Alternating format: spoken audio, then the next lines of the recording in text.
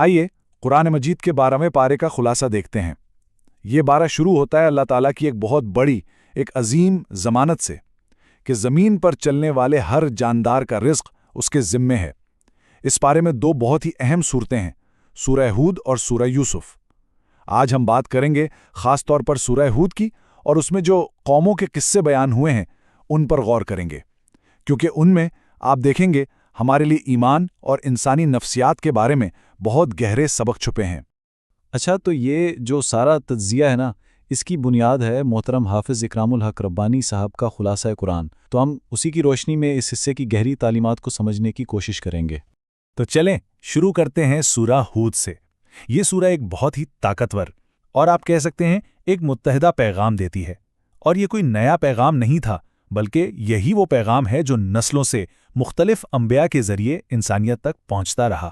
تو پھر وہ پیغام تھا کیا؟ اصل میں ہر نبی کا جو بنیادی پیغام تھا وہ ایک ہی تھا، اور وہ یہ تھا کہ صرف اللہ کی عبادت کرو۔ کیوں؟ کیونکہ اس کے سوا کوئی اور معبود ہے ہی نہیں۔ خالص توحید کی دعوت، یہی وہ ایک مرکزی نقطہ ہے، وہ بنیادی اصول ہے جو آگے آنے والے تمام قصوں میں آپ کو بار بار سنائی دے گا۔ اچھا، اب ذرا آگے بڑھتے ہیں اور دیکھتے ہیں کہ یہ پیغام جب قوموں تک پہنچا تو کیا ہوا۔ ہم جب انبیاء اور ان کی قوموں کے قصے دیکھتے ہیں نا، تو ان میں ایک بڑا واضح پیٹرن نظر آتا ہے، ایک ایسا نمونہ جو بار بار دہرایا جاتا ہے۔ وہ کیا ہے؟ پہلے ایک الہی دعوت آتی ہے، پھر قوم اس کا تکبر سے انکار کرتی ہے، اور پھر اس کا ایک منطقی انجام ہوتا ہے۔ تو اس سلسلے میں سب سے پہلا قصہ ہے حضرت نوح علیہ السلام کا۔ ان کا پیغام بالکل صاف اور سیدھا تھا۔ کیا؟ اپنی قوم کو شرک کی تاریکیوں سے نکال کر توحید کی روشنی میں لانا، اور ساتھ ہی انہیں یہ بھی بتانا کہ بھائی اگر نافرمانی کرو گے تو اس کا انجام اچھا نہیں ہوگا۔ لیکن قوم نے کیا جواب دیا؟ انہوں نے تکبر دکھایا، مذاق اڑایا، کہنے لگے تم تو ہم جیسے ہی ایک عام انسان ہو۔ انہوں نے ان کی وارننگز کو ہنسی میں اڑا دیا، ان کے جو چند ماننے والے تھے ان کا بھی مذاق بنایا، اور تو اور انہیں چیلنج کیا کہ لاؤ وہ عذاب جس سے ہمیں ڈراتے ہو۔ بس ایک ہی رٹ تھی ان کی، ہم اپنے باپ دادا کے بتوں کو ہرگز نہیں چھوڑیں گے۔ تو پھر انجام کیا ہوا؟ وہ بھی بالکل واضح ہے۔ اللہ کے حکم سے حضرت نوح نے ایک کشتی بنائی، پھر آیا ایک عظیم سیلاب، اور اس طوفان میں صرف وہی بچے جو ایمان لائے تھے اور کشتی میں سوار ہو گئے تھے، باقی سب غرق ہو گئے۔ ایک ایسا سبق جو ہمیشہ کے لیے تاریخ میں محفوظ ہو گیا۔ اچھا، اب یہی پیٹرن، یہی نمونہ ہمیں آگے حضرت ہود علیہ السلام اور ان کی قوم عاد کے قصے میں بھی نظر آتا ہے۔ اور قوم عاد کیسی قوم تھی؟ یہ وہ لوگ تھے جنہیں اپنی بے پناہ جسمانی طاقت اور اپنی تعمیرات پر، اپنی مہارت پر بہت زیادہ گھمنڈ تھا۔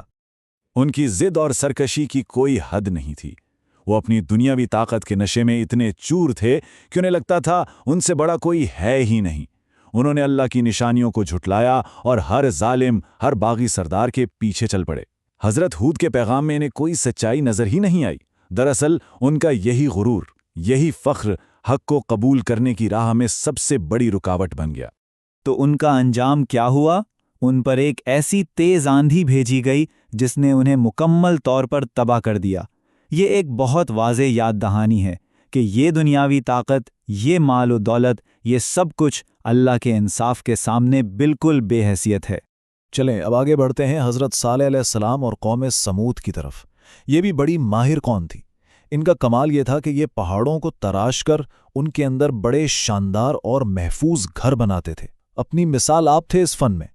اور یہاں ایک بڑا دلچسپ نقطہ ہے، ان کی جو یہ ٹیکنالوجی تھی، یہ جو ان کی تعمیراتی مہارت تھی، یہی ان کے تکبر کی وجہ بن گئی۔ انہوں نے حضرت صالح کے پیغام کو یہ کہہ کر مسترد کر دیا کہ بھائی ہم تو اتنے ترقی یافتہ لوگ ہیں، ہمیں تمہاری باتوں کی کیا ضرورت۔ پھر انہوں نے ایک معجزہ مانگا، اور جب وہ معجزہ آ گیا تو اس کی بھی نافرمانی کر بیٹھے۔ ان کے لیڈرز، ان کے سردار اس انکار کی مہم میں سب سے آگے تھے، اور نتیجہ؟ ان کے وہ مضبوط قلعے جیسے گھر کچھ کام نہ آئے۔ ایک زبردست دھماکے نے، ایک چیخ نے انہیں آ لیا، اور وہ اپنے ہی گھروں میں بے جان پڑے رہ گئے۔ یہ کتنا بڑا سبق ہے مادیت پرستی کے انجام کا۔ اس سے یہ بات بالکل صاف ہو جاتی ہے کہ اصل حفاظت ان پتھر کے گھروں میں نہیں، بلکہ اللہ کی رہنمائی پر عمل کرنے میں ہے۔ تو ہم نے نوح علیہ السلام کی قوم کو دیکھا، قوم عاد، قوم سمود، ان سب قصوں میں یہ جو ایک پیٹرن بار بار دہرایا جا رہا ہے، اس سے ہمیں کیا لازوال سبق ملتا ہے؟ آخر اس کا نچوڑ کیا ہے؟ دیکھیں یہ پورا عمل 3 مراحلوں میں ہوتا ہے۔ پہلا مرحلہ، ایک نبی آتا ہے اور ایک بالکل واضح دعوت پیش کرتا ہے۔ دوسرا مرحلہ، قوم تکبر کی وجہ سے اس دعوت کو ٹھکرا دیتی ہے۔ اور پھر آتا ہے تیسرا اور آخری مرحلہ، اللہ کا انصاف حرکت میں آتا ہے، انکار کرنے والے تباہ ہوتے ہیں اور ایمان لانے والوں کو نجات مل جاتی ہے۔ یہی ان تمام کہانیوں کا مرکزی سبق ہے، اس کا مورل ہے۔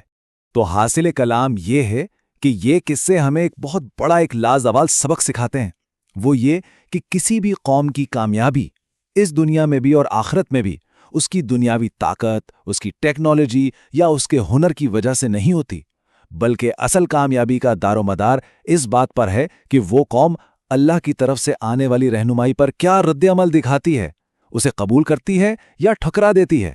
اور یہیں پر ہمارے لیے ایک بہت بڑا سوال پیدا ہوتا ہے۔ تاریخ کا یہ جو پیٹرن ہم نے دیکھا، جو بار بار خود کو دہراتا ہے، یہ آج ہمیں اپنی زندگیوں کے بارے میں کیا سکھاتا ہے؟ یہ ہمیں رہنمائی کو قبول کرنے اور تکبر سے بچنے کے بارے میں کیا سبق دیتا ہے؟ یہ وہ سوال ہے جس پر ہم سب کو غور کرنے کی ضرورت ہے۔